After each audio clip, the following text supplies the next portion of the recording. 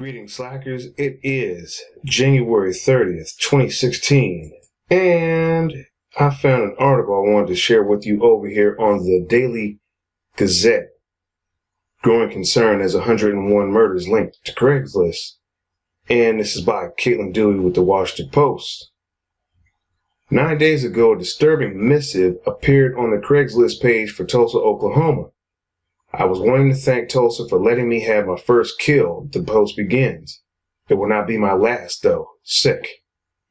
The post has since disappeared from Craigslist, but not from the radars of concerned Oklahomans. A spokeswoman for the Tulsa, Oklahoma Police Department said an investigation is ongoing. The homicide squad has found no open cases matching the murder described in the post, at least not within the past few months. They haven't ruled out the possibility that the post is a prank or a hoax. But a hoax or not, the post adds to a growing concern about Craigslist these days. That the site, far from just a good place to sell your stuff or meet a roommate, is also a platform for dangerous criminals to find their prey.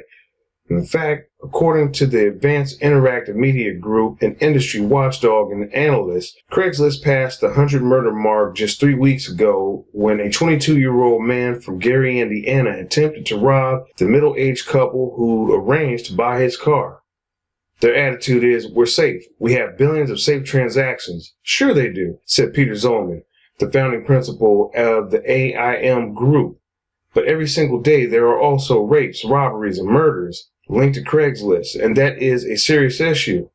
Neither Craigslist nor its publicist responded to multiple interview requests, and the company has not commented publicly on safety issues since the 2010 congressional hearing.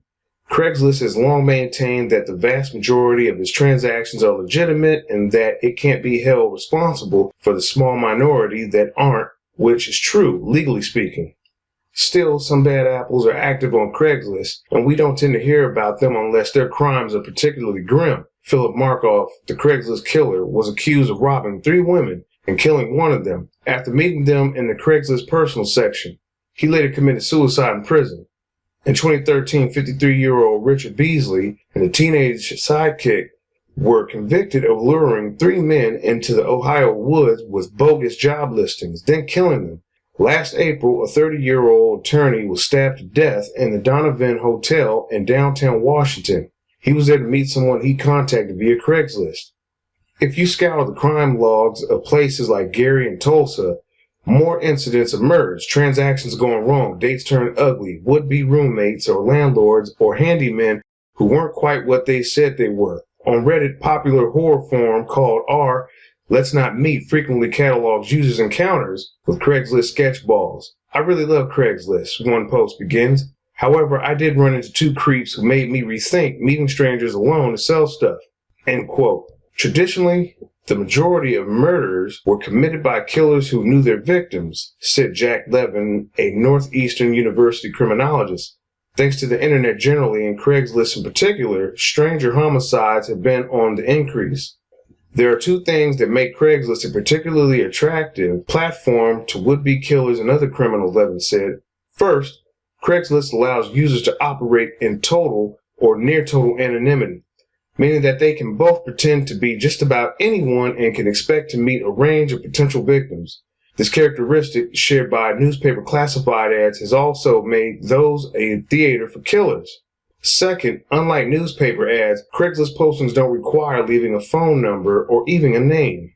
There's one more thing that makes Craigslist appealing to criminals, Levin explains. Unlike Twitter or Plenty of Fish, other places where you can meet strangers anonymously, Craigslist is seen as having a legitimate commercial purpose that causes users to act more credulously. They're more willing to take risks and tolerate eccentric or suspicious behavior because there's money on the table. None of that is Craigslist's fault, of course. It makes no guarantee about the safety or authenticity of posted ads. But Zollman and other critics say Craigslist has done next to nothing to encourage safe use or to deter criminals. Among other things, the site doesn't provide safety information unless a user explicitly seeks it out. And the company has not endorsed any third-party efforts, like Zollman's own campaign to create safe trade spots at local police stations. While it's unknown how many Craigslist 40 employees work in user safety or moderation, it's safe to assume the site's employees fewer moderators than its competitors. Gumtree, which is owned by eBay, employs a small army, Zolman said, and until recently, Backpage had a team of more than 100 scouring its ads for drug and human traffickers. I believe very strongly that they could save lives by putting a meaningful effort into safety and security measures, Zolman said. 101 people have been killed as a result of Craigslist. If efforts were made to improve this site, a lot of those wouldn't have happened. What could Craigslist do? For starters, Zolman would like to see the site make its safety page more prominent, or even better, to automatically display safety information when a user begins a transaction on the site.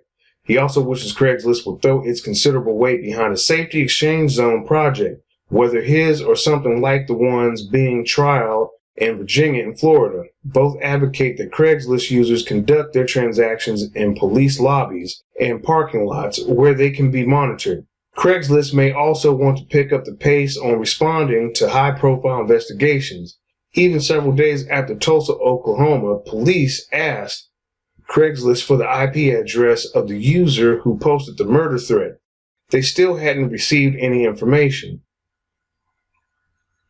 And what I want to say on this is, anytime you're using these dating websites, it's not really Craigslist or any other website's responsibility to see to it that you conduct a safe transaction or you arrange and set up a safe meeting. A lot of this is going to fall on you, as it should. And you always want to practice caution first. You always want to try to get names and numbers. And if you're going to go out here and make arrangements to meet with people, get the meeting time and location of where you're going to be at and put that with somebody that you trust in case the unfortunate happens, you're a little late, you come up missing, accidents, you never know what could happen out there. Because, again, you have people like this guy here, the Craigslist killer. They don't have any regard for the people that they harm and that they bring harm to. Craigslist sort of puts together this platform where you can meet all these people of, various backgrounds and, what they're seeking and searching for. And so, like I said, you just have to be careful. If you're going to put yourself out there, practice some caution. Anyways, that's going to do it for this one. I thought I'd share this with you. This will be down in below. I'll catch you in the next article. September Man, out, out, out, out.